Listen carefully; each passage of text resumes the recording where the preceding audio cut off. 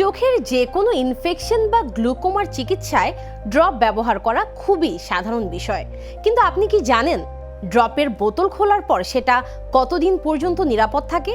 চলুন জেনে নেওয়া যাক চোখের ড্রপ ব্যবহারের 5টি জরুরি নিয়ম।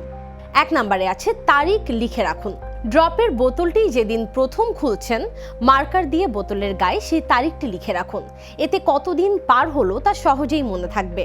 চিকিৎসকরা বলেন বোতল খোলার ঠিক 1 মাস পর ওষুধ বাকি থাকলেও সেটি ফেলে দেওয়া উচিত, কারণ এরপর ড্রপের কার্যকারিতা কমে যায় এবং ব্যাকটেরিয়ার সংক্রমণ হতে পারে। ড্রপ ব্যবহারের আগে হাত ভালো করে ধুয়ে নিন। ড্রপ দেওয়ার সময় খেয়াল রাখবেন ড্রপারের মুখ যেন কোনোভাবেই আপনার চোখ বা চোখের পাতা বা আঙুলে না লাগে। একটু ওপর থেকে ফোঁটা ফেলুন। আপনার চোখে যদি 1-এর বেশি ড্রপ ব্যবহার করতে হয় তবে একটি ড্রপ দেওয়ার পর অন্তত 5 মিনিট অপেক্ষা করুন, তারপর অন্যটি দিন। শিশু বা বয়স্কদের ক্ষেত্রে ড্রপ দেওয়ার সময় একটু বেশি সতর্ক থাকুন, যেন হুট করে মাথা নাড়িয়ে তারা না ফেলে। মনে রাখবেন চোখ আমাদের শরীরের সবচেয়ে সংবেদনশীল অংশ, তাই চোখের সুরক্ষায় সঠিক নিয়ম মেনে ড্রপ ব্যবহার করুন। সুস্থ থাকুন, সচেতন থাকুন।